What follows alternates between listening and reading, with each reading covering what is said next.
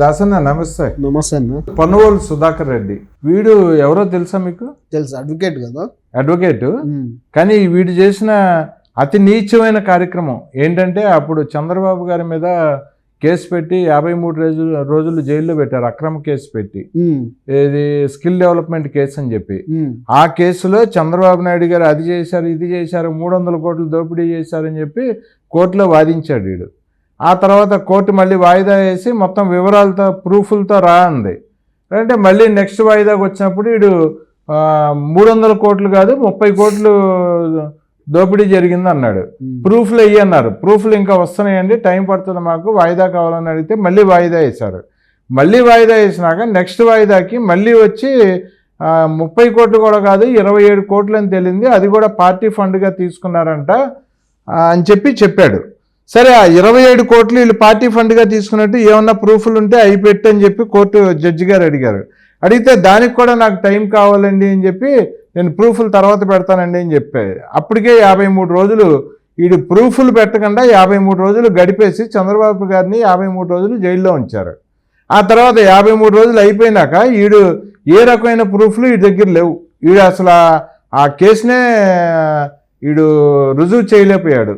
అటువంటి పరిస్థితుల్లో కోర్టు ఇంక నువ్వు అన్ని తప్పుడు మాటలు చెప్తున్నావు, నీ మాటలు ఇంక మేము నమ్ము, ఆయనకి బెయిల్ ఇచ్చేస్తున్నాము, నువ్వు కేసు అయితే పెట్టారు కానీ ప్రూఫ్లు ఇవ్వరు ఏంటని చెప్పి వీళ్ళని చివాట్లు పెట్టి కోర్టు చంద్రబాబు గారికి బెయిల్ ఇచ్చింది. ఇప్పుడు ఆడికి జగన్మోహన్ రెడ్డి ఏం చేశాడంటే ఆడు చూడటానికి నల్లగా ఒక సీంబోతులాగా ఉంటాడు. వాడికి ప్రధాన కార్యదర్శి పదవి ఇచ్చాడు వైసీపీలో. వాడికి ఇచ్చాడు. వాడు ఏం మాట్లాడతాడో ఎంటికి ముక్క పీకిస్తే మొదలు చివర తెలియదు ఆడికి. ఏక ముక్క పీకిస్తే ఏది మొదలరా ఏది చివరరా అంటే చెప్పలేడు. ఆడంటాడు ఆవు నెయ్యికి పంది మాంసంకి పోలుస్తున్నాడండి. ఆవు నెయ్యి అంట పంది కొవ్వు చాలా ఖరీదైందంట, ఆవు నెయ్యి కంటే చాలా ఖరీదైందంట, ఆవు నెయ్యి చాలా చీప్ అంట. అంటే ఆవు నెయ్యి రాగి లాంటిది అయితే పంది కొవ్వు అంట బంగారం లాంటిదంట. ఆవు నెయ్యి ఏమో రాగి లాంటిదంట, పంది కొవ్వు బంగారం లాంటిదంట. అట్లాంటిది పంది కొవ్వు 1400 పైన ఉంటుంది ఖరీదు, అదే చేప నూనె అయితే 1600 పైన ఉంటుంది. దాన్ని తీసుకొచ్చి నెయ్యిలో ఎందుకు కలుపుతారు? నెయ్యి చాలా చీపు ఆవు నెయ్యి కంటే పంది కొవ్వు చాలా విలువైందని చెప్తున్నాడండి పనికి మాలిన బేవర్స్ గాడు. ఏం చెప్తారు వీడి మాటలు ఒకసారి వినిపిస్తాను చూడండి. నువ్వు రాగి అని చెప్పి అమ్ముతుండవు, ఇది రాగి వస్తువు రాగి అని అమ్ముతుండవు, రాగి బింది అని అమ్ముతుండవు. రాగి బిందెలో గోల్డ్ అడల్టరేట్ చేస్తారా, మిక్స్ చేస్తారా? పోనీ గోల్డ్ దానిలో రాగి కలపచ్చు. 319 రూపాయలు ఇచ్చే నెయ్యికి 1400 రూపాయలు అయ్యే కిలో అయ్యే ఎనిమల్ ఫ్యాట్ కలిపారంటే అసలు ఇది తల్లో తెలివి ఉండే ఆలోచనేనా? వీడు చూడండి పనికి మాలోడు. రాగి చెంబంట ఆవు నెయ్యి అయితే, బంగారపు చెంబంట పంది కొవ్వు అంట. ఈ నా కొడుకును చెప్పు తీసుకుని నడి రోడ్డు మీద నా కొట్టాల వీడిని. సిగ్గుందారు అసలు నీకు అసలు వీడు అడ్వకేట్ ఎట్లా అయిండు? అసలు వీనికి నిజంగా మీరు అన్నట్టు ఎంటిక పీకిస్తే కొసేయటం మొదలెటో తెలియదు. అసలు వీడు ఏం మాట్లాడుతాడు వీనికే తెలియదు. ఊర పంది ఉన్నట్టున్నాడు, ఊర్లో తిరిగే పంది ఉంటుంది చూసినావా, అట్లుంటాడు వీడు దున్నపోతున్నట్టు. నా కొడుకు ఆవు పంది మాంసం, మరి నువ్వు తినరా పంది మాంసం? నువ్వు తినేప్పుడు మాకు ప్రజలకు పెట్టు. కొడుక దేవుని కాడ ఇలాంటి మాటలు మాట్లాడడానికి సిగ్గని పెట్టలేరా నీకు? నువ్వు మాట్లాడే మాటలు మీరు చేసిన తప్పు ఒక్కొక్క. మళ్ళా ఆవు మాంసం కన్నా పంది మాంసం గొప్పది, చేప నెయ్యి నూనె గొప్పదని చెప్తాను. సిగ్గని పెట్టలే. నా కొడుకు రోడ్ల మీద కనబడితే వీడిని చెప్పుతో కొడతానికి ఎంతో మంది హిందువులు రెడీగా ఉన్నారు. తిరగరు బయట తిరగకుండా నా కొడుకులు 4 ఎమ్మటేసుకొని ప్రెస్ మీట్లు చెప్పి ఇలాంటి బేవర్స్ మాటలు మాట్లాడే కొడుకులు వీళ్ళు. అరే మిమ్మల్ని హిందూ దేవులను గౌరవించండి, మొక్కండి మేము అనట్లేమురా. మా దేవుల గురించి ఇలా మాట్లాడకని మేము అంటున్నాం. నా కొడుకు అడ్వకేట్ ఎలా అయిందో కూడా అర్థం కాదండి. జగన్మోహన్ రెడ్డి సంఘ నాకే కొడుకాడు. వాడు ఇచ్చే బిస్కెట్ల కుక్క బిస్కెట్ల కకృతి వాడు పంది లెక్కున్నాడు. వీడు తింటాడు వీడు. ఇప్పుడు జగన్మోహన్ రెడ్డి 4 పైసలు ఇచ్చి రోడ్డు మీద ఉందంటే తింటాడు వీడు. వీడేమంటున్నాడు తెలుసా? 400-500 రూపాయలకి ఆవు నెయ్యి దొరుకుతుంది, అదే పంది కొవ్వు అయితే 1400 కనీసం ఖర్చు పెట్టాలి. పంది కొవ్వు తెచ్చే ఆవు నెయ్యి కోసం ఎందుకు కలుపుతారు? మరి పంది మాంసం ఎంత కొత్త ఉందో వీనికెట్టా తెలుసు? వీడు తినడా? మరి రోజు తినేది అదేనేమో. మరి అందుకే పంది లెక్క తయారైన వీడు. అట్లా కర్రగా పంది ఉన్నట్టు ఉంటాడు వాడు, దున్నపోతున్నట్టు ఉంటాడు వాడు. నేను ఆన్లైన్లో చూసా అన్న, పంది కొవ్వు ఖరీదు ఎంత అంటే దగ్గర 150 రూపాయలు చూపిస్తుంది. అవును, ఇండియా మార్ట్లో. అలాగే గొడ్డు కొవ్వు కలిపారు వీళ్ళు లడ్డులో. గొడ్డు కొవ్వు అంటే ఆవు కొవ్వు. అవును. అది ఎంత ఖరీదు చేస్తుంది అని చెప్పి నేను చూస్తే అది 50 రూపాయలు 60 రూపాయలు ఉంది కేజీ గొడ్డు కొవ్వు. ఈడంటాడు వీడికి ఏం తెలుసు, వీడు అసలు చదువుకున్నాడా, వీడు మనిషి పశువు? వీనికి ఏమైనా తెలిసి ఉంటే వీడు ఇలాంటి మాటలు మాట్లాడాడు. వీనికి ఏం తెలియదు, అడ్డగోలే నోటికి ఏదైతే మాట్లాడాడు తప్ప అసలు వీడు ఎందుకు అడ్వకేట్ అయిందో తెలియదు.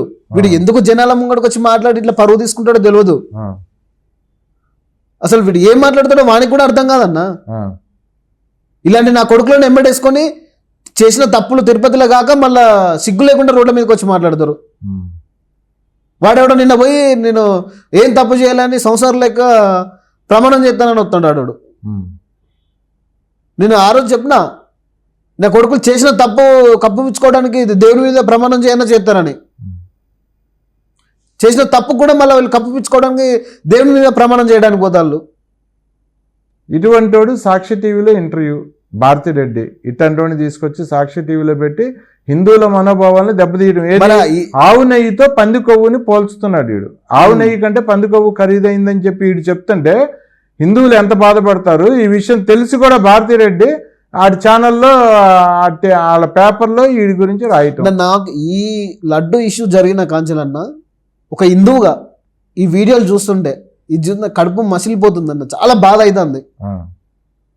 మన ఆవులను మన దేవుని లెక్క పూజించుకుంటాం మనం ఆవు అంటే. అలాంటి మాంసాన్ని కోసి అలాంటి మాంసాన్ని మన చేతితో మనకే తినిపించాలంటే ఇంతకన్నా అన్యాయం ఏదన్నా ఉంటుందన్న? నీకు ఒకటి తెలుసా, ముస్లిమ్స్ తిరుపతి లడ్డు ఇస్తే చాలా సంతోషంగా తీసుకొని తింటారు వాళ్ళు. తిరుపతి లడ్డు ఎప్పుడు ఇచ్చినా కూడా. అటువంటిది ఎప్పుడైతే పంది కొవ్వు కలిపారని చెప్పి వాళ్ళు విన్నారో మరి ఇంకా అసలు వాళ్ళు తిరుపతి లడ్డు అంటే హిందువులే కాదన్న, ఈ మధ్యలో ముస్లిమ్స్ కూడా మారిపోయారు. అప్పలక్క వాళ్ళు ఈ గొడ్డు మాంసం ఎక్కువ తినట్లేరు. అవును, వాళ్ళు కూడా ఏంటంటే మనం ఆవులను ఎలా పూజిస్తామో ఎలా వాళ్ళు అసలు పందిని దగ్గరికి కూడా రానివ్వరు. అలాంటిది పంది కొవ్వు లడ్డూలో కలిపిందంటే అసలు లడ్డు తినడానికి కూడా ఇష్టపడట్లేదు వాళ్ళు. ఇలాంటి నా కొడుకులను తీసుకుపోయి సాక్షిలో బుద్ధులు లేతే డిబేట్లు పెట్టడం, వాళ్ళని ఇంటర్వ్యూలు చేయడం, చెప్ప తీసుకొని కొట్టబుద్ధి అవుతుంది.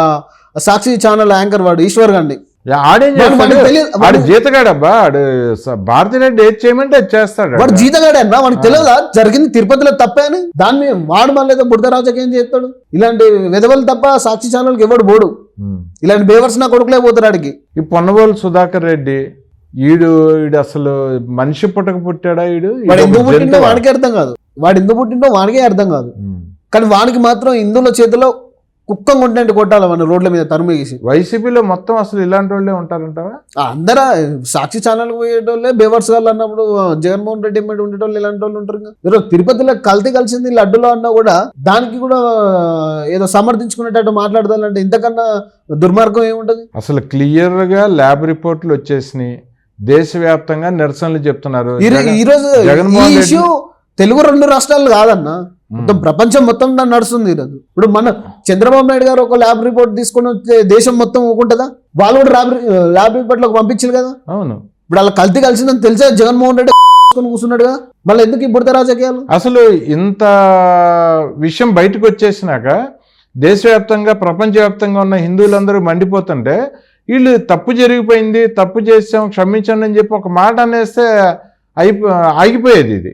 కానీ వీళ్ళు ఇంకా ఏంటి, ఇంకా పొడిగించుకుంటానే వెళ్తున్నారు. మేము ఒకళ్ళు వచ్చేమో వాళ్ళు పందికొవ్వు ఎవరో కలిపితే ఆ చైర్మన్ వచ్చి టీటీడీ చైర్మన్గా ఉన్న సుబ్బారెడ్డి కరుణాకర్ రెడ్డి వచ్చి పందికొవ్వు కలిపితే జగన్మోహన్ రెడ్డికి ఏం సంబంధం ఉంటుంది? రోజారెడ్డి కలపలేదని చెప్పదు, పందికొవ్వు కలపలేదనే మాట చెప్పదు. వాళ్ళకి తెలుసన్నా. జగన్మోహన్ రెడ్డి కూడా చెప్పడు కలపలేదని, భారతిరెడ్డి కూడా పేపర్లో కానీ టీవీలో కానీ చెప్పదు పందికొవ్వు అసలు కలపలేదని. కానీ వీళ్ళు ఇదంతా మళ్ళీ చంద్రబాబు గారు కుట్ర అంటారు ఏంటి? మరి ఇప్పుడు ఇంత ఇష్యూ జరుగుతుందన్న లడ్డు విషయంలో ఏ రోజైనా ఎవరైనా వాళ్ళు అసలు కల్తీ జరగలేదని ఎవరైనా చెప్పిల్లా? ఒక్కళ్ళు చెప్పట్లేదు. వాళ్ళు ఏం చెప్తారు?